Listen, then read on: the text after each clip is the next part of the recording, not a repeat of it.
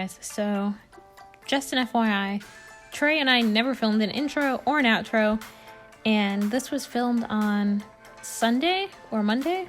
I think it was Sunday. And it's now Friday, so there's no hope in us filming an intro or an outro anymore.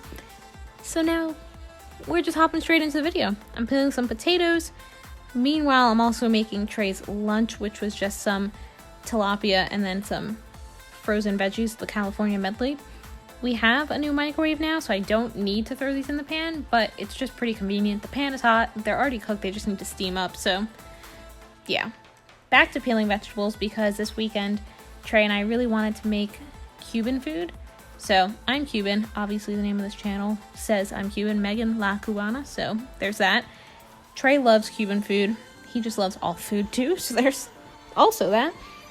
I keep saying that a lot, I need to chill, but anywho.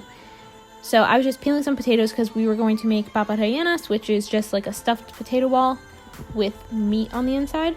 So I needed to peel and chop up some potatoes just so that way I could put them in some water and boil them, soften them up enough. You don't want it to be too soft because you don't want these potatoes to be like mashed potatoes where they're runny, if that makes any sense. And I'm salting the water for the potatoes. You should always salt your potato water because if not, potatoes taste like dirt. I mean, they grow in the ground. They're not exactly the most flavorful on their own. So I was getting that together. Trey's tilapia was done. I did season that with Badia Complete Seasoning. And now I'm just waiting for his veggies to kind of finish up. Some of the cauliflower was in some pretty large chunks that when I cut them in half, like you see me doing right there, they were still cold on the inside. So that's why I was like, let me just chop up all the bigger ones.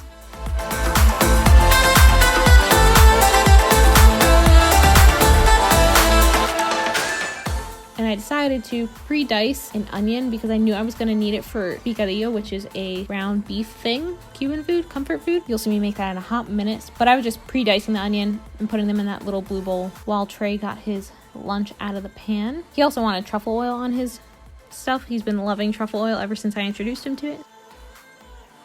That was Trey's lunch. And now the potatoes are pretty soft enough that I can mash them with a fork.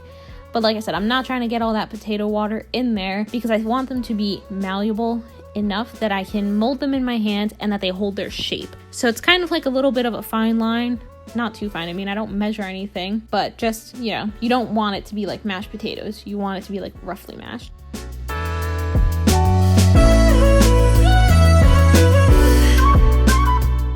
So now I'm going with some cumin, some salt, garlic powder, tomato paste, and the diced onions, and we're gonna make the picadillo. So I'm putting in some garlic oil into the pan and sauteing up the onions, and then I'm grabbing the lean ground beef. We like 93.7 or 96.4. 93.7 is what I find usually. So I threw that in once the onions were starting to cook up a little bit. Put all my seasonings in there, and then I also added coriander and the orange sazon seasonings, just because usually you do add the orange sazon. Coriander, it's just my little touch on picadillo.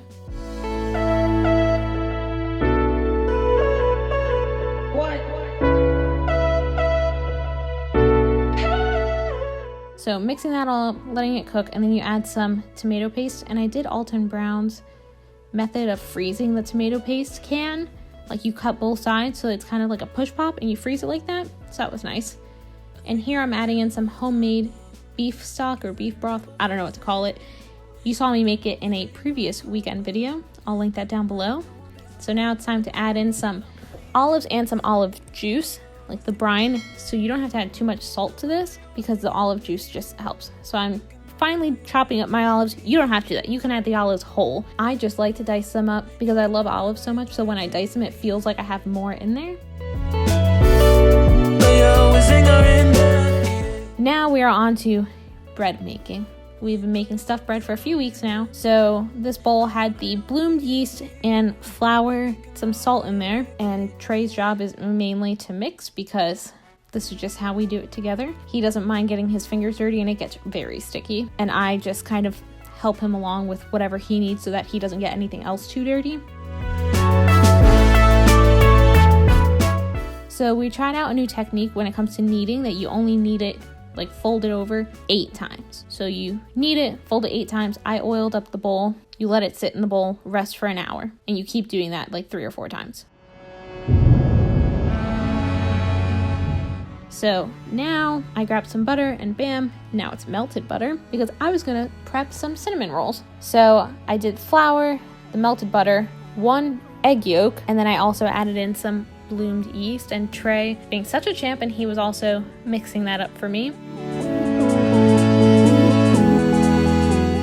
So sweet of him that he mixes things up so I don't have to get my hands sticky and dirty. So he was mixing all that up. I was loosely following a recipe. You know me, it's my kitchen. I do whatever the hell I want. So recipe, no recipe, I just kind of go for a texture, you know, you're making a dough. So Trey was going to knead this out for me, and then we we're also going to let this dough rest for a few hours until we were ready to make it for dessert, and that was fun. So in total, we actually only used 1 yeast packet, and I just split up the yeast between the 2 recipes, so between the cinnamon roll dough and the bread dough, and you'll see both doughs rise a ton. Like, you do not need a whole packet of yeast every time for every recipe. Just letting you know, especially if you have time to let it rise.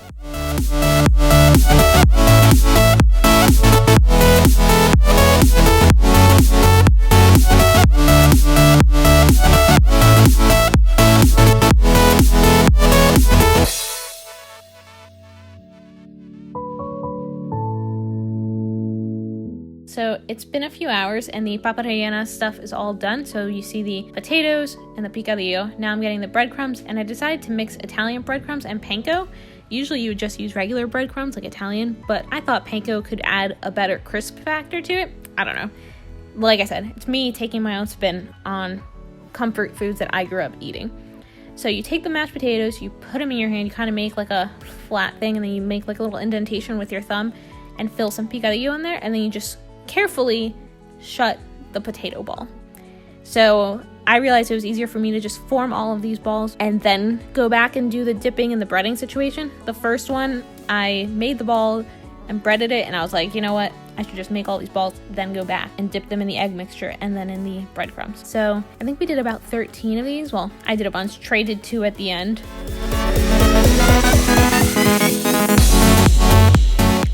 So now at this point, Trey's here helping me, and I'm trying to explain to him how to do and helping him out since this was his first time making them. And he was a champ, he didn't mind doing them.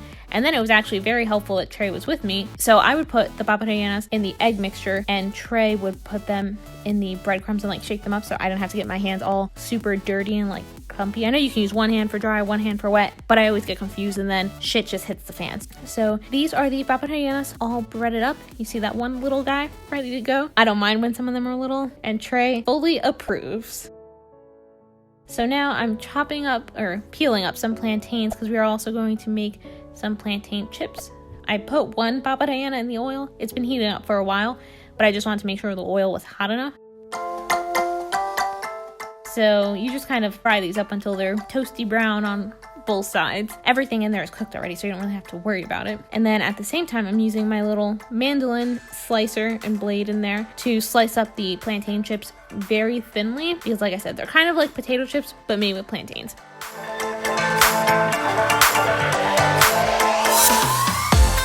So I was slicing those up as I was frying up the papa rellenas, and then once the papa rellenas were done, I was going to just start dropping in the plantain chips, and you have to drop them in one at a time. You could just slice them with a mandolin over the hot pan. That's too ballsy for me though. If you drop them in a clump, they all get stuck though.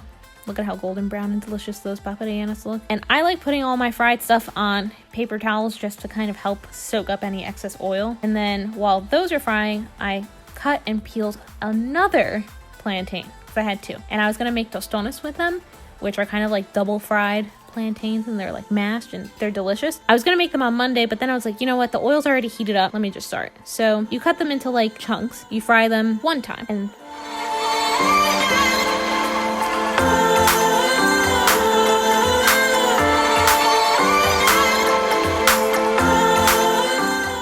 I grabbed a clear glass because you're going to use that glass to smash them down to flatten them out so that now they look like this. And then from there, you fry them again and they get extra crispy and delicious. I'm also using wax paper just to make it so much easier to, like, they don't stick to anything. Because if not, it's going to stick to your glass. It's going to be a pain in the ass. That rhymed.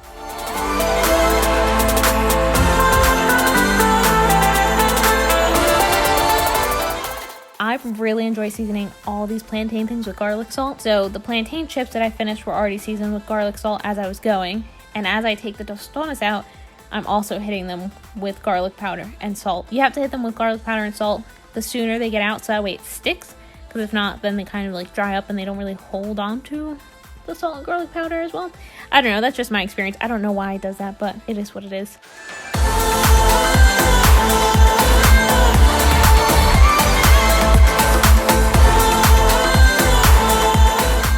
And now the fun parts are happening. So when I was peeling the potatoes, Trey asked me to save the skins so that way we could fry them up like little thin french fries. Worked out well, right?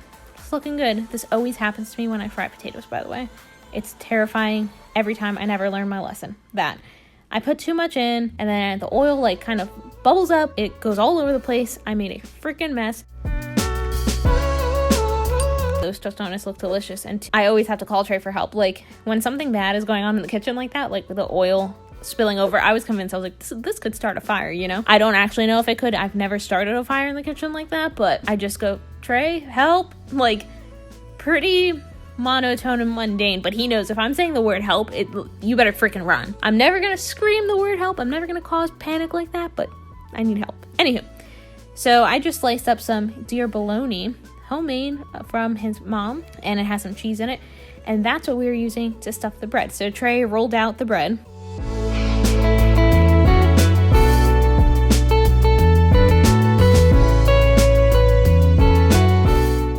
And now we are putting the deer bologna in there and the shredded cheese. Oh my gosh, this was the best idea ever. So Trey just rolled it all up. We had a big loaf pan, a silicone one that we finally got from Amazon. So we put it in there, which was super exciting. Topped it with cheese, and then we let it rest again. What? So now I had a little chunk of Neufchâtel cheese, kind of like cream cheese. So I was making frosting for the cinnamon rolls. So I just put some sugar, some vanilla extract, cinnamon, not too much cinnamon, just a little bit.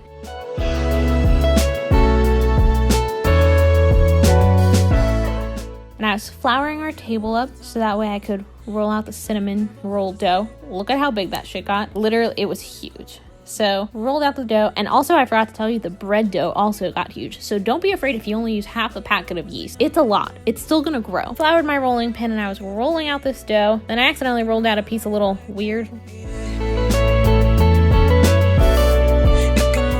The butter that was softened sort of, but it was still annoying to kind of spread around with a spoon, so I just did it with my fingers.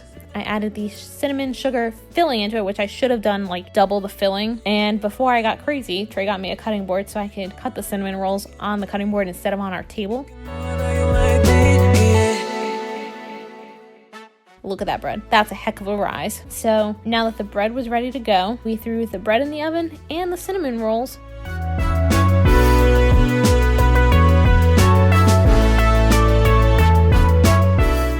Here are the cinnamon rolls final product. I could have let them in longer too to get a little more brown, but we like some of our things that are chewy when it comes to dough. I know, it sounds weird, just trust me. I topped them all with some icing, and this was the bread's final product. And like I said, we didn't film an outro, so thank you for watching the video, and here are the bloopers.